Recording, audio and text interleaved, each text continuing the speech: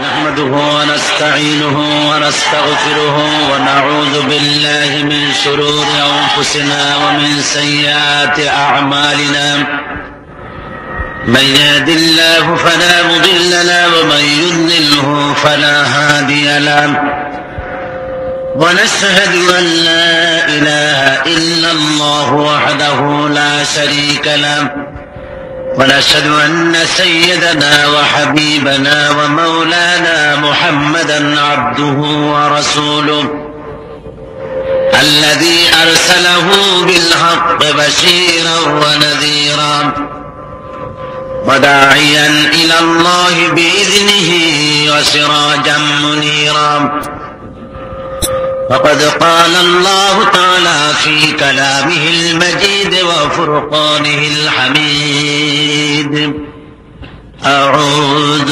بالله من الشيطان الرجيم بسم الله الرحمن الرحيم إن الله وملائكته يصلون على النبي يا أيها الذين آمنوا صلوا عليه وسلموا تسليما আজকে মুসলমানদেরকে বাঁচবার জন্য এগিয়ে আসতে হবে। কিসের জন্য? বাঁচার জন্য এগিয়ে আসতে হবে। সমস্ত মুসলমানদেরকে ঐক্যবদ্ধভাবে এগিয়ে আসতে হবে বাঁচবার জন্য। জীবনে যখন একবার দুনিয়ায় এসেছি মরতে হবেই, কোন সন্দেহ আছে? আগামী দিন সূর্য ওঠা যেমন সত্য, মৃত্যু এসছেই তো সত্য, ঠিক কিনা বলেন? সুতরাং মরা যখন লাগবেই, সেই মৃত্যু কা পুরুষের মতো বিড়ালের মতো জ্বর হইয়া পিলই হইয়া ঘরে বসে মরার কোন যুক্তি নাই। আছে যুক্তি? সে মৌত হোক শাহাদাতের মৌত। সে মৌত কিসের মৌত হোক? আমি আল্লাহর কাছে তামান্না করেছি, আল্লাহর কাছে দোয়া করেছি, বাংলাদেশে ইসলামী শাসনতন্ত্র বাস্তবায়নের জন্য যদি রক্তচয়ীর দরকার হয়, এ আল্লাহ সাইদির রক্ত সর্বপ্রথম কবুল করে না।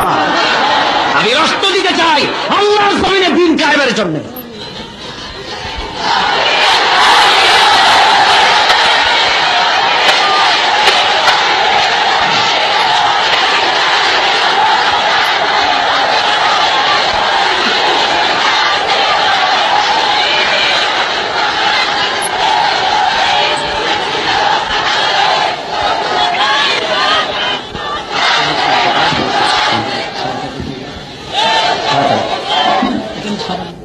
ভাইরা আমার, শাহাদাতের মৌত আমাদের সকলেরই আশা হওয়া উচিত, ঠিক কিনা? শাহাদাতের মৌত এত সহজ, শাহাদাতের মৌত আল্লাহর কাছে সবচেয়ে বেশি প্রিয়। এ মৌতটা হলো এদিকে দুনিয়া, ওদিকে দিদার ইলাহি নসিব হয়ে যাবে। সুবহানাল্লাহি ওয়া বিহামদিহি। শাহাদাতের মৌত একটি সেতু, একদিকে পৃথিবী আর একদিকে জান্নাতুল ফেরদাউস। জোরে বলেন আলহামদুলিল্লাহ। ভাইরা আমার, আল্লাহর দ্বীন কায়েমের জন্য সাহাবায়ে কিরাম রক্ত দিয়েছেন, স্বয়ং আল্লাহর নবী রক্ত দিয়েছেন। বুখারী শরীফের ভিতরে কিতাবুল মাগাজির মধ্যে লেখা রয়েছে, আল্লাহর নবী উহুদের ময়দানে যুদ্ধরত যখন ছিলেন, মুসলমানদেরকে খানিকটা দুর্বলতায় ফেলে দিয়েছে, খানিকটা বেকায়দায় ফেলে দিয়েছিল। আল্লাহর নবীকে তারা ঘেরাও করে ফেলল। সাহাবায়ে কিরাম নবীজির চতুর্দিকে তারা দাঁড়ায় গেল, যাতে নবীজির গায়ে কারো আঘাত না লাগে। আল্লাহ নবীকে বাঁচাতে গিয়ে, তার শরীর বাঁচাতে গিয়া কাফির বেঈমানদের ওই তীরের আঘাত যত সহ্য করতে হয়েছে, তাদের পিঠে সব তীর তারা নিয়েছে রাসূলের গায়ে যেন না লাগে। যুদ্ধের শেষে দেখা গেছে যত তীর সাহাবায়ে কিরামদের পিঠে ঢুকেছে, তার মধ্যে একা তালহার পিঠের মধ্যে ৮০টা তীর প্রবেশ করেছিল। আল্লাহ নবী উম্মতের অবস্থা দেখার জন্য যখন মাথা উঠাচ্ছিলেন, তখন দেখা গেল হুজুরের মাথার উপরে আঘাত লেগেছে কাফেরদের, আর লোহার টুপি ভেঙে গিয়া টুকরা হয়ে কপালের ভিতরে ঢুকে গিয়েছে। দান মোবারক শহীদ হয়ে গিয়েছে। নবীজি ঘুরে পড়ে গেলেন। হযরত আবু বাইদা ছুটে এসে রাসূলকে তুলে ধরলেন। হযরত আলী রাদিয়াল্লাহু তাআলা আনহু কপালের উপরে পানি পানি ঢালতে লাগলেন যাতে করে রক্ত বন্ধ হয়ে যায়। হযরত ফাতিমা দৌড়ে এসে কাপড়ের আঁচল দিয়া রক্ত বুঝবার জন্য চেষ্টা করতেছে, রক্ত বন্ধ হয় না। নবীজি কপালে হাত দিয়া দুটি হাত এক জায়গায় আনলেন, তাকিয়ে দেখছেন রক্ত দিয়ে হাত বোঝাই হয়ে গেছে। নবীজি বলতেছেন, আহারে সেই জাতির কল্যাণ কি করে হবে যেই জাতি তার নবীর চেহারা রক্ত দিয়ে লাল বানাইয়া দিল। আল্লাহর নবী দুঃখ করতেছেন। হযরত ফাতেমা একটা চাটাই পোড়ায়া ছাই বানায় এনে কপালের ভিতরে ঢুকায় দিলেন, গর্তের ভিতরে। সঙ্গে সঙ্গে রক্ত বন্ধ হয়ে গেল, কিন্তু চতুর্দিকে ছড়ায় গেল আল্লাহর নবী নাই, আল্লাহর নবী শহীদ হয়ে গেছে। হযরত ওমরের মতো মানুষ, সিংহ থেকে মানুষ, হাতের থেকে তরবারি পড়ে গেল। আল্লাহর নবী যদি বেঁচে না থাকেন তাহলে কার জন্য যুদ্ধ করবো? হারে ময়দানে জালজালা পয়দা হয়ে গিয়েছে। মদিনায় খবর ছড়িয়ে গেল, মানুষ পাগলের মতো দৌড়ানো শুরু করে দিয়েছে। এক মহিলা মদিনা থেকে দৌড়ায় উহুদের দিকে। একজনের সঙ্গে দেখা হলো সাহাবীর সাথে। সাহাবী জিজ্ঞেস করলেন, ওগো মহিলা কোথায় যাও? কয় উহুদে যেতেছি। কয় যাইয়া কোনো লাভ নাই, উহুদে যে কোনো লাভ নাই। তোমার স্বামী ছিলেন জিহাদের ধারে, তোমার স্বামী শাহাদাত বরণ করেছেন। মহিলা বলেন, কে শহীদ হয়েছে শুনতে চাই না, বরং বলো, তাড়াতাড়ি করে বলো আল্লাহর নবী কেমন আছেন। ওই মহিলা আবার অগ্রসর হয়, আরেকজনের সঙ্গে দেখা। সে বলছে, মহিলা কোথায় যাও? কয় উহুদে যেতেছি। কয় যায়া কোনো লাভ নাই, তোমার যে কলিজার টুকরা দুইটা সন্তান এসেছিল, দুটো ছেলেই শাহাদাত বরণ করেছে। মহিলা বলে, কে শহীদ হয়েছে শুনতে চাই না, ওগো নবীর সাহাবী তাড়াতাড়ি করে বলো আল্লাহর নবী কেমন আছেন। মহিলা দৌড়াতে দৌড়াতে উহুদের ময়দানে সাহাবায়ে কিরাম পরিবেষ্টিত। আল্লাহর নবীর কাছে গিয়া হুজুরের চেহারা মোবারক দেখে, হুজুরকে জীবিত অবস্থায় দেখে বলছেন, ইয়া রাসূলুল্লাহ, স্বামী মরা শোক, পিতা মরা শোক, কলিজার টুকরা দুটি সন্তান মরা শোক, সব আমার কলিজা থেকে ধুয়ে মুছে গেছে। হুজুর আপনি বেঁচে আছেন, এটাই আমাদের সান্ত্বনা। ভাইরা আমার, নিজেদের জান বাজি রেখেছেন, নিজেদের বিবি বাল বাচ্চার জান বাজি রেখেছেন, এত কষ্ট করেছেন সাহাবায়ে কেরাম আল্লাহর দ্বীন জমিনে কায়েম করার জন্য। আমার ভাইরা, ওই দ্বীন বাংলার জমিনে কায়েম করার জন্য রক্ত দেওয়ার মতো মুসলমান নাই। আমি আপনাদের বলতে চাই, বেঁচে থেকে কি লাভ হবে যদি জমিনে আল্লাহর দ্বীন কায়েম না হয়ে যায়, কোরআনের শাসন কায়েম না হয়ে যায়। নবীজি দিনের পর দিন না খেয়ে কষ্ট করেছে, ক্ষুধায় কষ্ট করেছেন, রক্ত দিয়েছেন। সাহাবায়ে কেরাম রক্ত দিলেন, কষ্ট করলেন। আমার ভাইরা, আল্লাহর দেওয়া এই বিধান বাংলার জমিনে কায়েমের জন্য আসুন আমরাও আল্লাহর কাছে কাঁদি, আমরাও প্রাণ ভরে কাঁদি, জান মালকে বাজি রাখি। আল্লাহ যদি দয়া করে কবুল করে দেন, শোষণ থাকবে না, নির্যাতন থাকবে না। আল্লাহর কাছে জন্য দোয়া করা দরকার। আল্লাহ আমাদেরকে, কোথায় যেন সেদিন দোয়া করেছিলাম যে আল্লাহ তুমি বলেছো নবী আর পাঠাবা না, তোমার নবী বলেছেন নবী আর আসবে না, কিন্তু তুমি বলো নাই, তুমি একথা কোথাও বলো নাই যে ওমর আর পাঠাবো না। নবীজিও বলেন নাই যে ওমর আর আসবে না।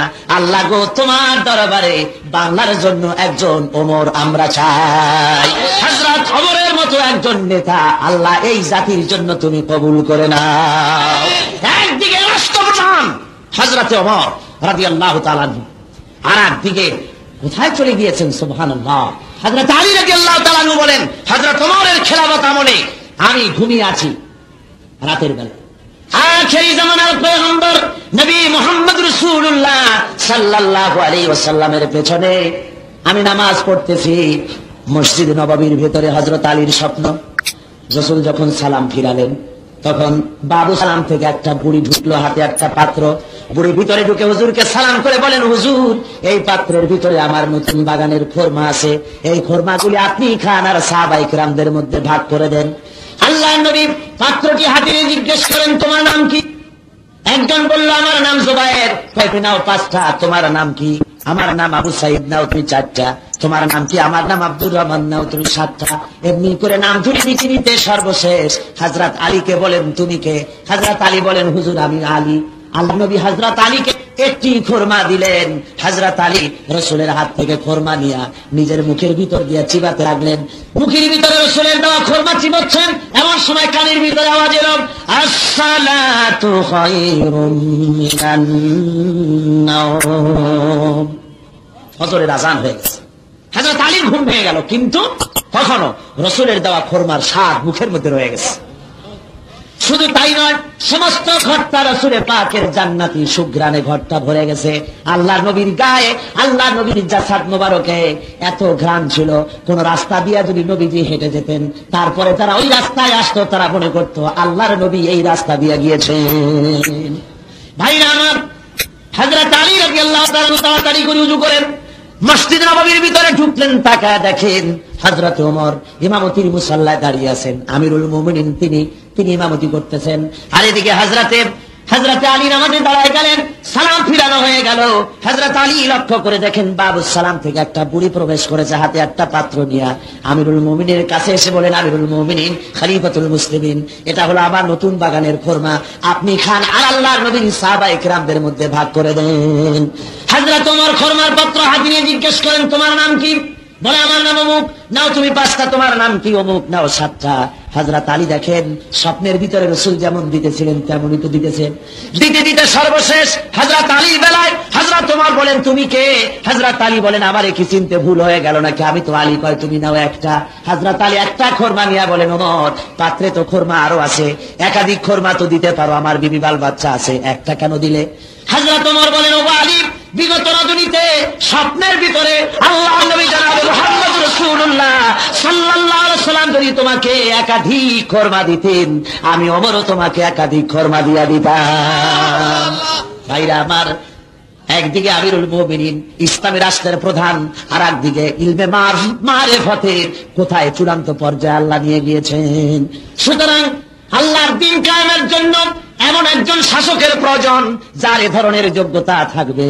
সেজন্য আজ বাংলার মানুষকে ঐক্যবদ্ধ হতে হবে, কোন ফাসিকের নেতৃত্ব নয়, নেতৃত্ব হবে উলামায়ে দ্বীন, যারা আল্লাহর দ্বীন যারা জমিনে কায়েম করতে সক্ষম। জোরে বলেন সুবহানাল্লাহ।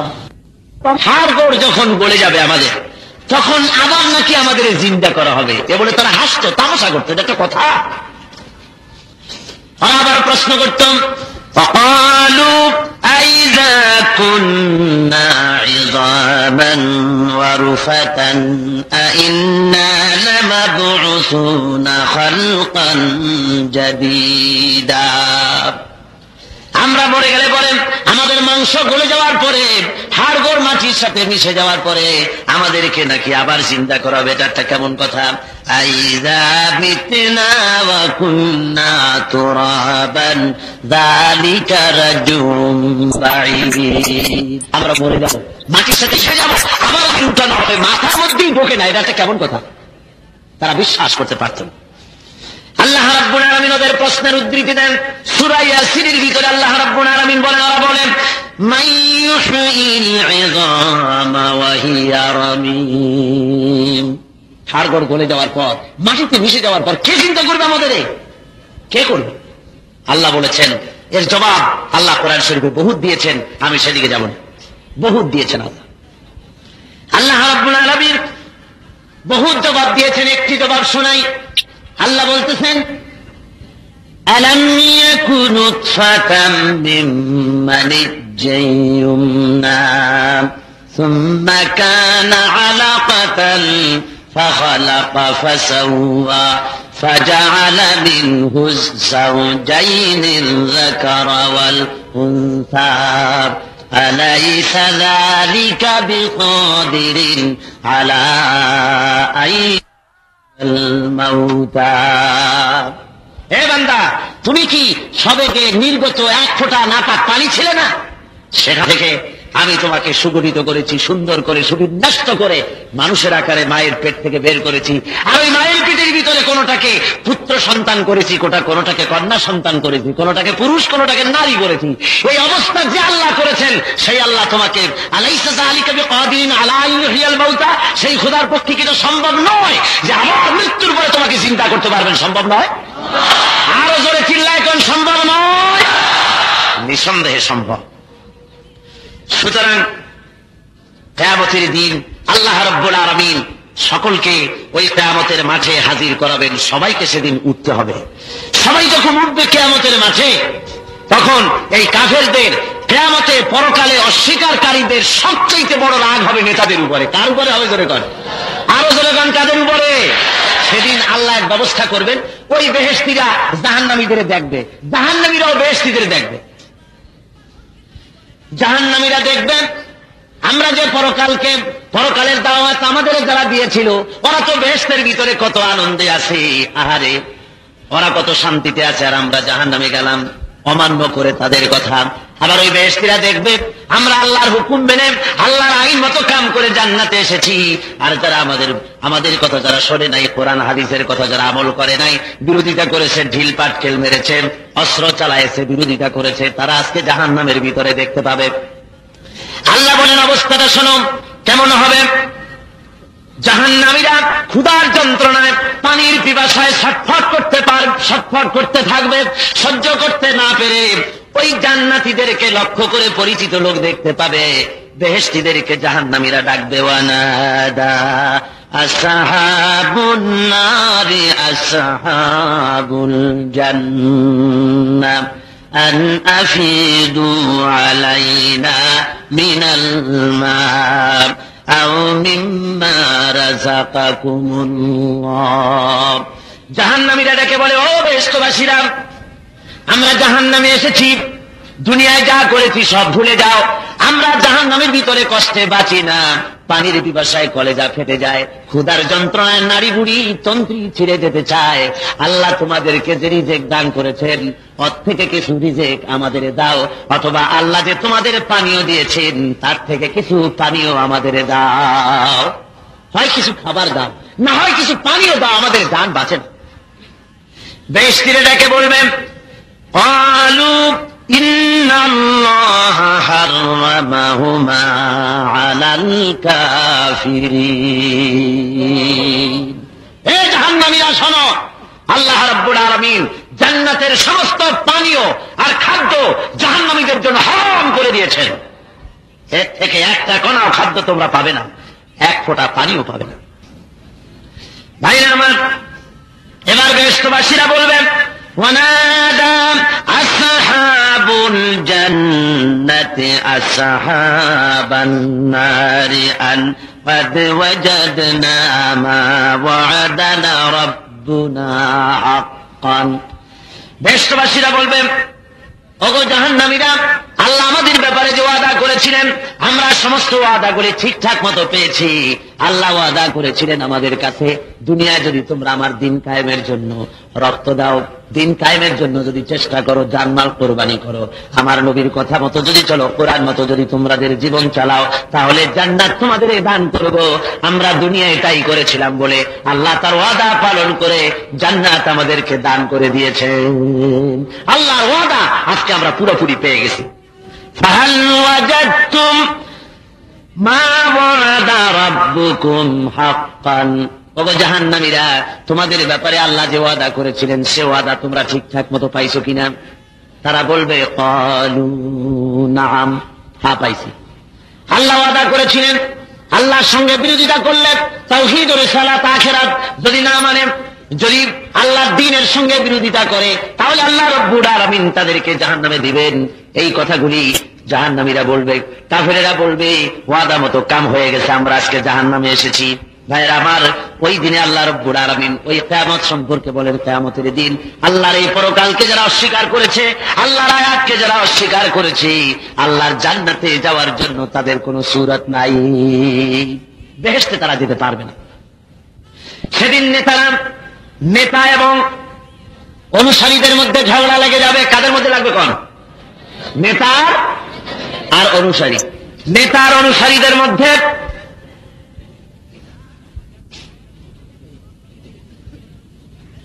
দেখুন, প্রতিদিন এক কথা তো বলতে অসুবিধা।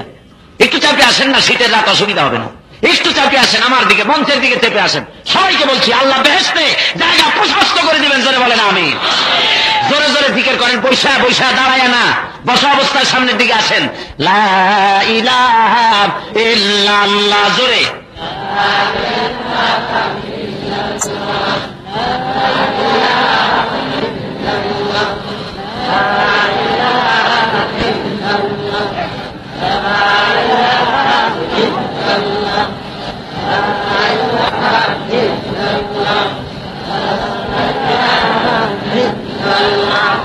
লা ইলাহা ইল্লাল্লাহ, লা ইলাহা ইল্লাল্লাহ, লা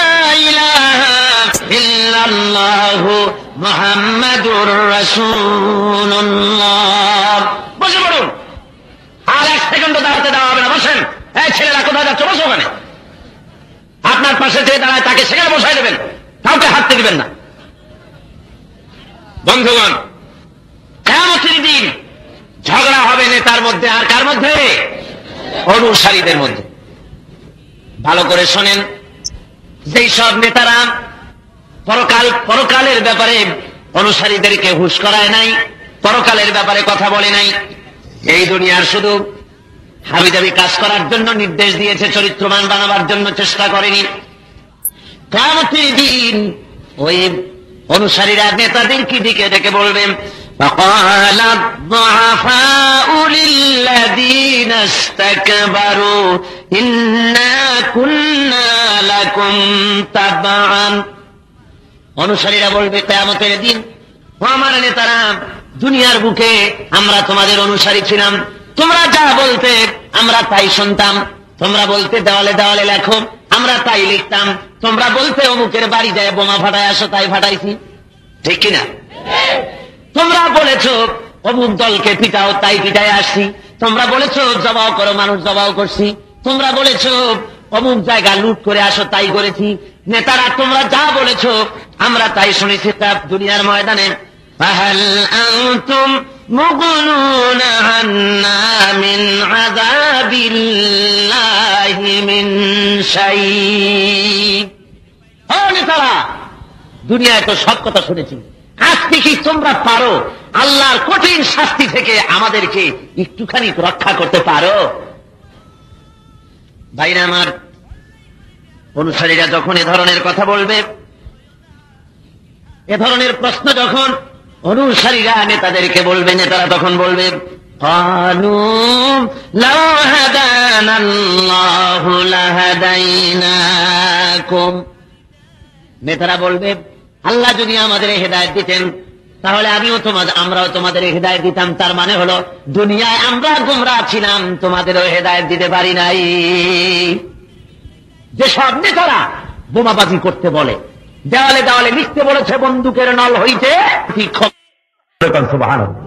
কিয়ামতের দিন এমনটি হবে না, একটা বিচারের শুনানি শুনতে শুনতে বা 10টা শুনতে শুনতে কাহিল হয়ে পড়েছেন, আর শুনতে পারবেন না, অথবা একটা শুনে তিনি আর একটা শুনবার জন্য ধৈর্য হারিয়ে ফেলেছেন, এমন নয়, বরং সবগুলি তিনি শুনতে পারবেন। আরেকটি কথা হলো, এই দুনিয়ায় কোনো বিচার করতে হলে তার সাক্ষ্য লাগে, প্রমাণ লাগে, দলিল লাগে, সেগুলি না পাওয়া গেলে সঠিক প্রমাণ পাওয়া, দলিল সঠিক বিচার করা যায় না। আল্লাহ রাব্বুল আলামিন কিয়ামতের দিন যখন বিচার করবেন, তিনি তখন এমন বিচারপতি, সাক্ষ্য প্রমাণ তো আছে, আর তারপরে বিচারপতির নলেজে ওই বান্দা সম্পর্কে সবকিছু তার আদালতে রয়ে গেছে, ঠিক না? বিচারপতির কাছে বান্দা কি করেছে, কোথায় ছিল, সব তার জানা আছে না? এর উপরে ভিত্তি করে তিনি বিচার করবেন। আল্লাহ আরো বলেন, وأنذرهم يوم الآزفة إذ القلوب لدى الحناجر كاظمين। وأنذرهم, আর তাদেরকে সতর্ক করো, সাবধান করো, ইয়াউমাল আজিফাতি, যে দিনটি নিকটবর্তী হচ্ছে, ইযিল কুলুবু লাদাল হানাজিরি কাযিবিন, যে যখন তাদের কল্ব, তাদের কলিজা মুখের কাছে এসে যাবে আর চুপচাপ অত্যন্ত ধৈর্য ধারণ করে গোস্বা হজম করতে থাকবে, সেই কিয়ামতের দিনের সতর্কতা তাদেরকে করো, তাদেরকে বুঝাও। অর্থাৎ কিয়ামত খুবই নিকটবর্তী, এইটা খুব বেশি দূরে নয়, খুব কাছে এসে গেছে। আল্লাহ কোরআন শরীফের অন্যত্র বলেছেন, ইকতারাবা লিন-নাসি হিসাবুহুম ওয়া হুম ফি গাফলাতিন মুরিদুন। মানুষের হিসাবের সময়টা খুবই নিকটবর্তী, কিন্তু মানুষ এর থেকে এরাজ করে গেছে, এর থেকে মুখ ফিরিয়ে গিয়েছে, সে চিন্তাও মনের মধ্যে আনতেছে না। তার যে হিসাব হবে, সে হিসাব সম্পর্কে একদম বেমালুম, সে ভুলে গিয়েছে। দিনটা খুবই নিকটবর্তী এবং সেদিন কলিজা আসবে মুখের কাছে, মানুষের কলিজা আসবে মুখের কাছে, ধৈর্য ধরে তারা সেখানে দাঁড়িয়ে থাকবে, বছরের পর বছর চলে যাবে, মানুষ গোস্বা হজম করতে থাকবে চুপচাপ করে দাঁড়িয়ে থেকে, যেহেতু কোনো উপায় তো নেই, কোনো উপায় নাই রাগ দেখায়। রাগ হবে কেন? তার মানে দাঁড়াতে দাঁড়াতে বছরের পর বছর চলে যাবে। কত বছর? 50,000 বছর হবে। বিচারের দিনটা লম্বা হবে। কত বছর হবে বলুন? 50,000 বছর লম্বা হবে এই দিনটা। আল্লাহ রাব্বুল আলামিন বলেন, মা লিয-যালিমিনা মিন হামীমিন ওয়ালা শাফী'ইন ইউতা।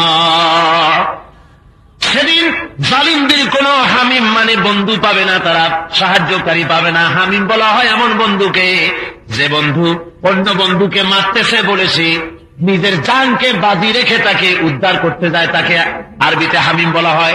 এমন কোন বন্ধু পাবে না যে তার উপরে শাস্তি আসবে বলে কেউ দৌড়ে আসবে তাকে বাঁচাবার জন্য। ওয়ালা শাফী'ই ইউতা, আর এমন কোন সুপারিশকারীও পাওয়া যাবে না যার সুপারিশ শুনতে আল্লাহ বাধ্য হবেন। জোরে কোন সুবহানাল্লাহ। কারো ক্ষমতা নাই সেদিন আল্লাহর দরবারে সুপারিশ করার। আল্লাহ যাদেরকে সুপারিশ করার জন্য পারমিশন দিবেন তারা ছাড়া আর কেউ পারবে না। সুপারিশের ব্যাপারটা আল্লাহ নিজে কন্ট্রোল করবেন। কে করবেন কোন? সূরা জুমারের মধ্যে আল্লাহ রাব্বুল আলামিন বলেন, কুল লিল্লাহিস শাফাআতু জামিআ। সমস্ত শাফাত তো কেবলমাত্র আল্লাহ রাব্বুল আলামিনের জন্য। আল্লাহ নিজে কন্ট্রোল করবেন। সুপারিশ কারো জন্য কেউ করতে পারবে না।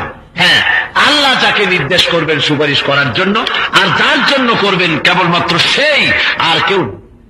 আয়াতুল কুরসির ভিতরে আল্লাহ বলেন, লাহু মা ফিস সামাওয়াতি ওয়া মা ফিল আরদ মান যাল্লাযী ইয়াশফাউ ইনদাহু ইল্লা বিইযনি। আসমান এবং জমিন হলো আল্লাহ রাব্বুল আলামিনের জন্য, আর কেউ সুপারিশ করতে পারবে না কারো জন্য আল্লাহ নির্দেশ না পাওয়া পর্যন্ত। মা মিন শাফীইন ইল্লা মিন বাদি ইযনি। আল্লাহ রাব্বুল আলামিন বলেন, সুপারিশকারী কেউ নাই। আল্লাহ রাব্বুল আলামিন যদি নির্দেশ না দেন তাহলে কেউ কারো সুপারিশ কিয়ামতের দিন করতে পারবে না। অনেকে এই নিয়তে মুরিদ হয় দুই পীরের কাছে যে কিয়ামতের দিন উনি দুই পীরে আমার দুই হাত ধরিয়া, দুই বুজুর্গের দুই হাত ধরিয়া এরকম করে মারিয়ে দেবে, আমি অমনি ভেস্তের বারান্দায় গিয়ে বসবো। বুঝলেন? সম্ভব নয়, কেউ করতে পারবে না। নিজেদের দশা কি হবে কিয়ামতের মাঠে সেটাই আল্লাহ ভালো জানেন। কে ভালো জানেন? সুতরাং বাঁচাতে পারবে না কেউ কিয়ামত।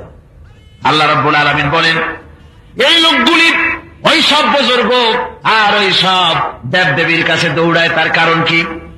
وَيَعْبُدُونَ مِن دُونِ اللَّهِ مَا لَا يَضُرُّهُمْ وَلَا يَنفَعُهُمْ وَيَقُولُونَ هَؤُلَاءِ شُفَعَاؤُنَا عِندَ اللَّهِ। আল্লাহ রাব্বুল আলামিন বলেন, এরা এমন সব জিনিসের ইবাদত করে, এমন সব সত্তার গোলামি করে, দাসত্ব করে, যারা নিজেদের উপকার করতে পারে না, তাদের উপকারও করতে পারে না, কারো খারাপও করতে পারে না, ভালোও করতে পারে না। আর ওরা বলে, হাউলাই শুফাআউনা ইনদাল্লাহ, কিয়ামতের দিন এরা আমাদেরকে আল্লাহর দরবারে সুপারিশ করবে। আল্লাহ বলেন না, সুপারিশ করতে পারবে না। আল্লাহর হুকুম ব্যতি রেখে কেউ কথা বলতে পর্যন্ত সাহস পাবে না কিয়ামতের মাঠে। মহান আল্লাহ রাব্বুল আলামিন বলেন, ইয়াউমাইযিন লা তানফাউশ শাফাআতু ইল্লা মান আযিনা লাহুর রাহমানু ওয়া রাদিয়া লাহু কওলা। মহান আল্লাহ বলেন, সেদিন শাফাআত কার্যকর হবে না, অবশ্য স্বয়ং আল্লাহ রাব্বুল আলামিন যাকে পছন্দ করবেন, যার সুপারিশ শুনতে পছন্দ করবেন, সে ছাড়া কেউ সুপারিশ করতে পারবে না। শাফাআতের ব্যাপারটি সম্পূর্ণ আল্লাহ নিজে কন্ট্রোল করবেন। তার কারণ কি? তার কারণ হলো, পীর হোক, ভালো করে শোনেন, পীর হোক, বুজুর্গ হোক, মাওলানা হোক, মুরিদদের অবস্থা কার কি তা তো পীরেরও জানার কথা নয়, নবীরও জানার কথা নয়, ভক্তরও জানার কথা নয়। কে কতটা চুরি করছে, কে কয়টা ডাকাতি করছে, কে কয়টা জেনা করছে, সুতরাং এগুলি তো পীর সাহেবের জানা কথা নয়, বুজুর্গের জানা কথা নয়। কাজী এগুলি যদি পাইকারি দরে সুপারিশের অর্ডার দেওয়া হয়, আর সব বুজুর্গরা নিজেদের পাইকারি দরে মুরিদদের যদি সুপারিশ করার জন্য শুরু করে দেয়, তাহলে তো বিচারই হবে না। বিচার হবে? জোরে বলেন হবে? সাধারণ ভাবে বোঝেন, একটা অফিসার, কোন একটা মিলের ম্যানেজার, সেই মিলের ম্যানেজার যদি পাইকারি দরে বন্ধু বান্ধব আত্মীয় স্বজন সকলের সুপারিশ গ্রহণ করা শুরু করে চাকরি দেওয়ার জন্য, তো মিলের কাজ তো 12:30 বাজবে, ঠিক কিনা? কোন বিপর্যস্ত হয়ে যাবে মিল, বিপর্যস্ত হয়ে যাবে অফিস সকলের সুপারিশ শুনলে। সেই জন্য আল্লাহ রাব্বুল আলামিন আহকামুল হাকিমিন, তাই তিনি এই সুপারিশের দায়িত্ব, সুপারিশের সম্পূর্ণ ব্যাপারটা নিজ হাতে কন্ট্রোল করেছেন, মানুষের হাতে ছেড়ে দেননি।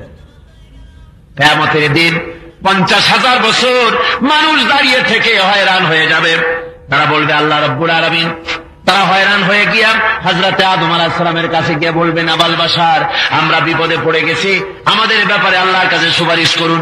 হযরতে আদম বলবেন, ওগো আসরবাসীরা, আমি পারবো না সুপারিশ করতে, যেহেতু আমি আল্লাহর হুকুমকে অমান্য করেছিলাম, ভুল করে অমান্য করেছিলাম।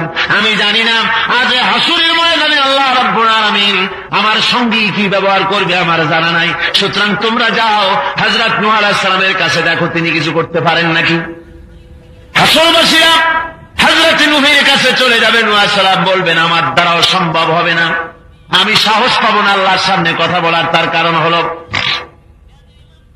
আমি যখন জাহাজে ওঠার জন্য আমার ছেলেকে বলেছিলাম, ইয়া বুনাইয়ার কাম মানা, ও ছেলে জাহাজে ওঠো, আল্লাহ রাব্বুল আলামিন বলেছিলেন, নূহরে তোমার ওই ছেলে তাওহীদ মানে না, রিসালাত মানে না, আখিরাত মানে না, এমন ছেলেকে যদি আহাল বলে পরিচয় দাও, লাইসা মিন আহলি, সে তোমার আহাল নয়। এমন ছেলেকে যদি আহাল বলে পরিচয় দাও, নবুয়াতির দপ্তর থেকে তোমার নাম কাটা যাবে। ভাইরা আমার, হযরত নূহ বলবেন, আমার দ্বারা সম্ভব না, আমি সাহস পাই না আল্লাহর সামনে কথা বলার। হযরত নূহ বলবেন, চলে যাও মূসা আলাইহিস সালামের কাছে। মূসা আলাইহিস সালাম বলবেন, আমিও পারবো না, যেহেতু আমি বনী ইসরাইলের একটা লোককে, ফেরাউনের জাতির একটা লোককে একটা থাপ্পড় মারছিলাম, মেরেছিলাম এমনি শাসন করার জন্য, কিন্তু সে যে মরবে আমি জানতাম না। আমার একটা থাপ্পড় খেয়ে সে মরে গেছে, আমি মারার নিয়ত করে মানি নাই, কিন্তু জানি না আজই কিয়ামতের ময়দানে আল্লাহর দরবারে আমার কি হাসর হবে, আল্লাহ আমার সাথে কি ব্যবহার করবে আমার জানা নাই, আমার সাহস নাই আল্লাহর সামনে কথা বলার। তোমরা হযরত ইব্রাহিমের কাছে যাও। হযরত ইব্রাহিম বলবেন, আমার দ্বারাও সম্ভব নয়, আমিও পারবো না, যেহেতু আল্লাহ রাব্বুল আলামিনের দরবারে আমারও কিছু ভুল ত্রুটি আছে নাকি আমি জানি না, থেকে যেতে পারে। আমাকে যখন ডাকা হয়েছিল পূজা করার জন্য, মূর্তি পূজা করার জন্য, আমি তখন আকাশের দিকে তাকায় বলেছিলাম, ইন্নী সাকিম, আমি অসুস্থ বলেছিলাম, অথচ আমি সুস্থ ছিলাম। কাজে এই যে কথা বলেছি, কিয়ামতের দিন আল্লাহর দরবারে কি আমার অবস্থা হবে আমার জানা নাই। হযরত ইব্রাহিম আলাইহিস সালাম বলেছিলেন, ইন্নী সাকিম, আমি অসুস্থ, আসলে সুস্থ ছিলেন। তাহলে অসুস্থটা কি? মানুষের অসুস্থতা এবং সুস্থতা দুই রকম। কয় রকম? একটা হলো মানসিক, আর একটা হলো শারীরিক। কথা বুঝছেন তো? সুতরাং হযরত ইব্রাহিম মিথ্যা কথা বলেন নাই, কোন পয়গম্বর মিথ্যা বলতে পারেন না। হযরত ইব্রাহিম মিথ্যা বলেন নাই, বলেছিলেন কি? হযরত ইব্রাহিমের অবস্থা ছিল, গোটা জাতি মূর্তি পূজায় লিপ্ত, আল্লাহরে ছেড়ে দিয়েছে। সুতরাং পয়গম্বর মূর্তি পূজায় লিপ্ত জাতিকে দেখে মানসিক অবস্থা সুস্থ থাকতে পারে না, পারে?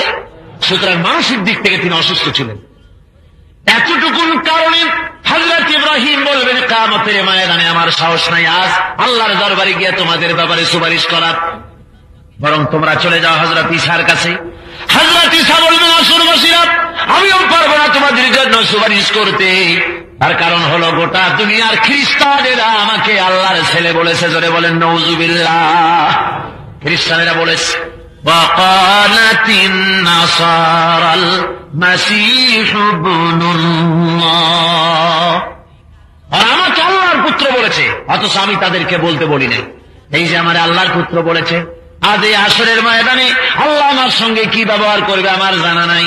সুতরাং আমি পারবো না, তবে একটা সাজেশন দিতে পারি, আজ এই সুপারিশের কাম কেউ করতে পারবে না। চলে যাও আসরবাসীরা, আখেরি জামানার পয়গম্বর নবী মুহাম্মদ রাসূলুল্লাহ সাল্লাল্লাহু আলাইহি সাল্লামের কাছে চলে যাও, আজকের এই দায়িত্ব তার কাছে যাও।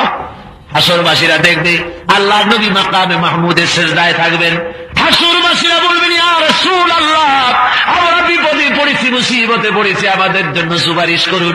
নবীজি বলবেন, হাসরবাসীরা, আজকের এই কাজ আমার জন্য, চলো আল্লাহর কাছে বলি। ভাইরা আমার, আল্লাহ রাব্বুল আলামিনের কাছে আল্লাহর হাবিব বিচারের জন্য বলবেন।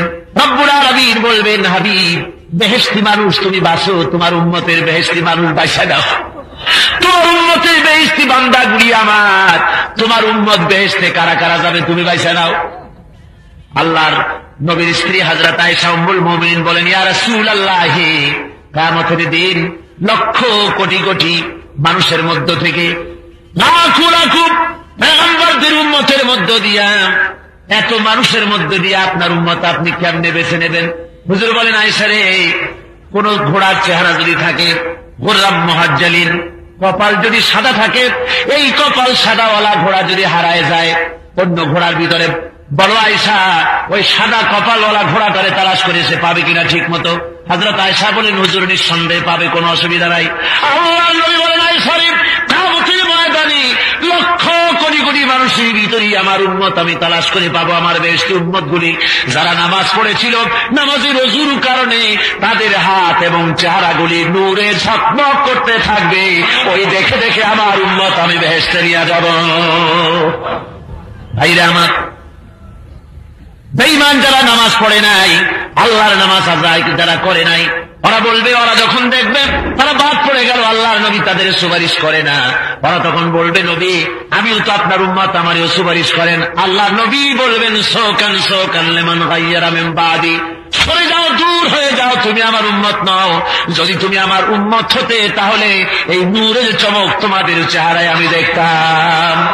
ভাইরা আমার, শীতের দিনে কষ্ট করে ফজরের উযু যারা করেন, ইশার উযু যারা করেন, গরমের দিনে উযু করলে, নামাজ পড়লে যে সওয়াব, এই শীতের রাতে ফজরের সময় ল্যাপটাকে হারামটাকে হারাম করে যারা ঠান্ডা পানি দিয়া উযু করে যারা নামাজ পড়তে গেল, কিয়ামতের দিন আল্লাহ রাব্বুল আলামিন ওই উযুর কারণে চেহারায় নূর দিয়া দিবেন, আর ওই নূর দেখে আল্লাহর হাবিব বান্দাগুলিকে ধরে ধরে বেহেশতে পৌঁছায়া দিবেন। এই দুনিয়ায় কোন বুজুর্গ, কোন পীর, কোন আলেম কাউকে সুপারিশ করতে পারবে না যতক্ষণ পর্যন্ত আল্লাহ রাব্বুল আলামিন নির্দেশ না করেন। ভাইরা আমার, এই ব্যাপারে কোরআন শরীফের মধ্যে আরো কথা আছে। আল্লাহ রাব্বুল আলামিন বলেছেন, নবী আপনি আপনার আহলে বাইতদেরকে ডেকে বলে দেন, বল মা কুনতু বিদআম মিনার রাসূল, আমি কোন নতুন রাসূল নই, আমার আগে আরো অনেক রাসূল এসেছে, আমি জানি না আমার সাথে কিয়ামতে আল্লাহ রাব্বুল আলামিন কি ব্যবহার করবেন, আর আমি এও জানি না যে তোমাদের সাথে আল্লাহ কি ব্যবহার করবেন। এই আয়াত নাযিল হয়ে গেল। হুজুর ডাকলেন, ও ফাতেমা, ও আলী, ও হাসান, হুসাইন, আহলে বাইত সব আসন আসন। হুজুর আয়াত পড়ে শোনালেন, ও আমার মেয়ে, ও কলিজার টুকরা ফাতেমা, আমার উপরে ভরসা করো। কিয়ামতের দিন মুহাম্মদ সাল্লাল্লাহু আলাইহি ওয়াসাল্লামের মেয়ে হিসাবে নাজাতের কোনো ফয়সালা তোমার হবে না। আল্লাহু আকবার, আল্লাহু আকবার। ও হাসান, ও হুসাইন, আমি মুহাম্মদ সাল্লাল্লাহু আলাইহি ওয়াসাল্লামের নাতি হিসাবে তোমাদের ফয়সালা হবে। আমলের উপরে নির্ভর করো, আমল তৈরি করো। ভাইরা আমার, হযরতে ফাতেমা রাদিয়াল্লাহু তাআলা আনহা রাসূলের ইন্তেকালের পরে হযরতে ফাতেমা রোগগ্রস্ত হয়ে পড়লেন। হুজুর যখন মার্জে মউতে মুবতালা হয়েছিলেন, ইন্তেকাল করবেন যে রাত্রে, হযরত ফাতেমা সকলের চাইতে বেশি করে কাঁদতেছিলেন যে হারে আমার তো আর কেউ রইল না। আল্লাহর নবী হযরতে ফাতেমা কি এত মহব্বত করতেন, কোন দিকে যাওয়ার সময় সকলের শেষে ফাতেমার সঙ্গে দেখা করতেন। কোন জায়গা থেকে আসলে সর্বপ্রথম হযরত ফাতেমার সঙ্গে দেখা করতেন। হুজুর বলতেন, ফাতেমা মা আমার কলিজার টুকরা, যে ব্যক্তি ফাতেমাকে কষ্ট দেয় সেজন্য আমারই কষ্ট দিল। আল্লাহর নবী লক্ষ্য করে দেখলেন মৃত্যুর সময় সকলের চাইতে হযরত ফাতেমা বেকরার হয়ে গেছে, কাঁদতে কাঁদতে পাগলের মতো হয়েছে। আল্লাহর নবী হযরত ফাতেমাকে কাছে ডাকলেন, কানে কানে কি যেন বললেন। হযরত ফাতেমার কান্না বন্ধ হয়ে গেল। হযরত আয়েশা ফাতেমাকে ডেকে বলেন, মা, হুজুর তোমার কানে কি বললো আর তোমার কান্না বন্ধ হয়ে গেল? হযরত ফাতেমা বলে, আব্বা, ও আমার মা, আব্বা জান আমার কানে কানে বললেন, মা তুই কান্দিস না, তোর চোখের পানি আবার সহ্য হয় না, কান্দিস না, আমি মরে গেলে পরে তোরে সুখবর দিয়ে দেই, আমি মরবার পরে আমার সাথে সর্বপ্রথম তোমার সাথে আমার দেখা হয়ে যাবে। আল্লাহর নবীর মাস পরে হযরত ফাতেমার ইন্তেকাল হয়ে গেল, মরজে মউতে মুবতালা হয়ে গেলেন হযরতে মা ফাতেমা। ঘরের মধ্যে মৃত্যুর যন্ত্রণায় ছটফট করেন। হযরত আলীকে ডেকে বলেন, আলী রে, বোধহয় আমার মউত হবে এখনই। ও আলী, আমার যদি মউত হয়ে যায় দিনের বেলায় আমার জানাজা করবা না, দিনের বেলায় বেশি লোককে খবর দিয়া জানাজা দিবা না, যেহেতু আমি পর্দায় ছিলাম সব সময়ের জন্য, আমার গায়ে কাপড় চোপড় জড়াইয়া মানুষের সামনে নিয়ে যদি জানাজা দাও, তাহলে লোকেরা অন্তত পর্দার ভিতরে বুঝতে পারবে নবীর মেয়ে ফাতেমা লম্বা চৌড়া এতটা ছিল। কাউকে দেখাবা না, রাতের আধারে কয়েকটা লোক নিয়ে আমার জানাজা করে আবার কবরে দিয়ে দিও। হযরত ফাতেমা ইন্তেকাল করলেন রাতে। হযরতে আলী রাতের বেলায় খবর দিলেন লোকদেরকে, কিছু লোক হলো। হযরতে আবু যর কবর খোঁজার কাছে গেলেন, কবর খোঁজা হয়ে গেল। কবরের ভিতরে হযরত আবু যর নিচে নেমে গিয়ে বলেন, কবর রে, তোর মধ্যে আজকারে রাখবো তুই কি জানিস?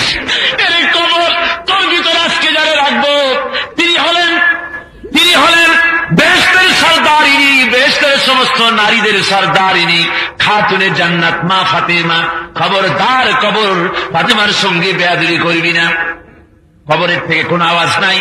আবার হযরতে আবু যর বলেন, কবর রে শোন, তোর ভিতরে যারে রাখবো তিনি হলেন